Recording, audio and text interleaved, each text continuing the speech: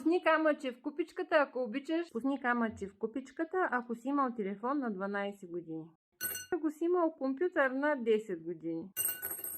Ако си ходил на екскурзия в чужбина до 15 годишна възраст. Ако е трябвало да работиш от 14 годишна възраст. Пусни камъче в купичката, ако в училище съучениците са те обиждали, че четеш бавно. Ако другите деца не са искали да играят с теб, защото не можеш да четеш бързо. Ако си мислял, че няма да можеш да сбъднеш мечтите си, защото имаш проблеми с четенето. Ако си спечелил училищно състезание, първенство или бригада. Ако си бил първи по успех в класа. Ако си бил производствен директор на голяма фирма. Ако знаеш, че има човек, който те обича.